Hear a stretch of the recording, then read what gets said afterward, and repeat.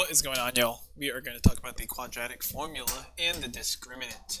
So let's go ahead and get started. Alright, here's what a question will look like. It says find the discriminant, the number of solutions, and actually it will say the type of solutions as well, and solve using the quadratic formula. Alright, so there's a lot of vocab here.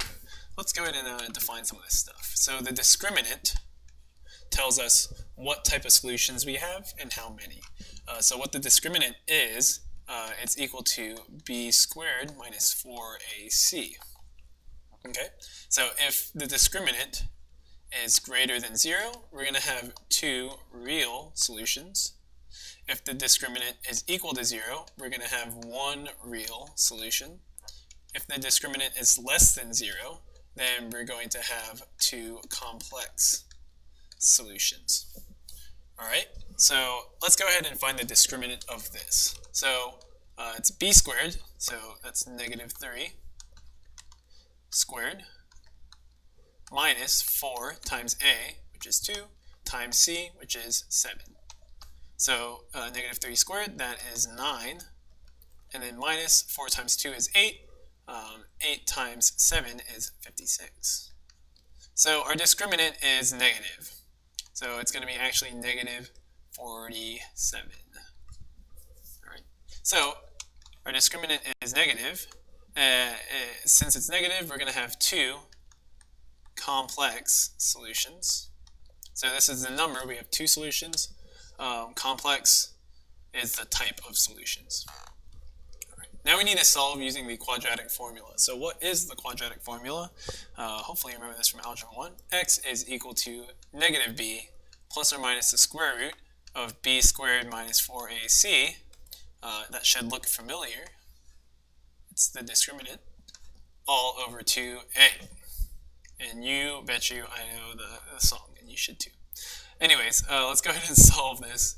So it's going to be x is equal to negative b. So negative b is going to be positive 3, plus or minus the square root of b squared minus 4ac. So that is actually just the discriminant, which is negative 47, all over 2a, which is 4.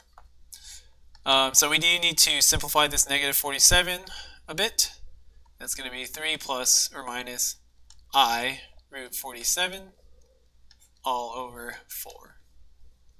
All right, and that's going to be it for this problem. So let's go ahead and go to the next example. Here's another example. So it's the same stuff. We need to find the discriminant. So let's go ahead and do that.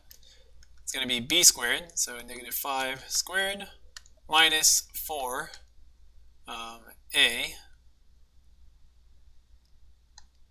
and then c. And actually, I kind of miswrote this question, so I'm actually going to change this. We're going to make this a 5 instead of a 7. So actually kind of trolling. So instead of 7, we're going to make this 5 because I messed up writing the example.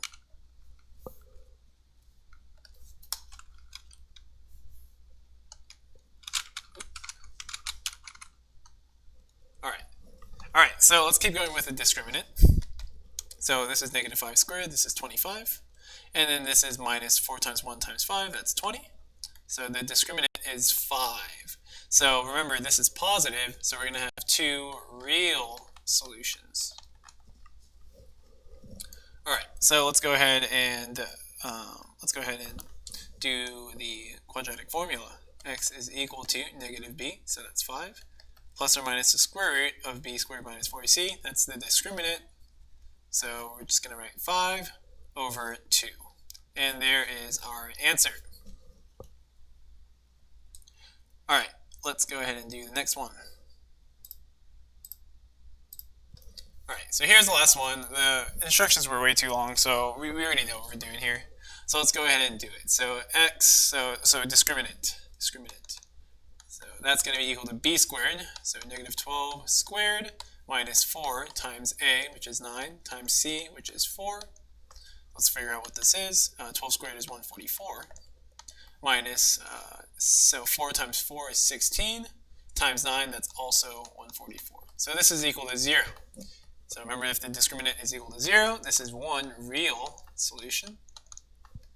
And let's go ahead and find out what that real solution is. X is equal to negative b.